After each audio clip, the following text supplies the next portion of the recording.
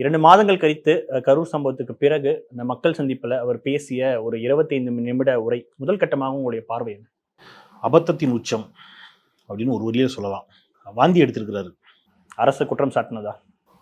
அரசை குற்றம் சாட்டுறதுக்கு எல்லாருக்கும் உரிமை இருக்கு. அரசை குற்றம் சாட்டுவதுதான் ஒரு எதிர்க்கட்சியினுடைய பிரதான பணி. அவங்க சட்டமன்றத்தில் எதிர்க்கட்சியாக இருந்தாலும் சரி, அங்கீகரிக்கப்படாத எதிர்க்கட்சியாக இருந்தாலும் சரி, அது எனக்கு பிரச்சனை இல்லை. ஆனால் அவர் அரசை குற்றம் சாட்டினாரா? குற்றம் சாட்டினார்னா எதிலெல்லாம் குற்றம் சாட்டினார்? 20 நிமிடம் பேசினார்ல, இந்தந்த துறைகளில் இந்த மாதிரி ஏதாவது சொன்னார்னா அதில் நியாயம் தான் நம்ம எடுக்கலாம். பவள விழா பாப்பா அப்படின்னு சொல்றாரு. யார? திமுகவை. அந்த விமர்சனத்துக்கு என்ன நோக்கம்? அந்த விமர்சனத்தில் ஏதாவது பொருள் இருக்கா? பவள விழா பாப்பா அப்படிங்கிற அந்த வார்த்தை அந்த விமர்சனத்துக்கு அந்த விமர்சனம் எதற்கான தீர்வு? இதை நீங்க இந்த வார்த்தையை நீங்க பயன்படுத்துவதற்கான காரணம் என்ன?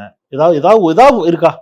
எப்ப யாரோ எழுதி கொடுத்துருக்கா, எதுக்கு மோனியா பாக்கு பவள விழாவுக்கு பாப்பா அப்படி செல்லமா கூப்பிடுறது அப்படின்னு சொல்லி. ஆமா, செல்லமா நான் கூட தான் கூப்பிடலாம். விஜய கூப்பிடத்துமா? இல்ல தம்பி இலை அப்படின்னு எங்க ஊர்ல கூப்பிடுவோம்.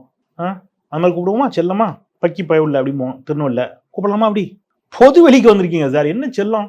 உங்க செல்லத்தெல்லாம் வீட்டுக்குள்ள வைங்க. தமிழ்நாடே கேள்விப்பட்டிராத அதிரடி விலை குறைப்பு சூப்பர் சரவணா ஸ்டோர்ஸ்.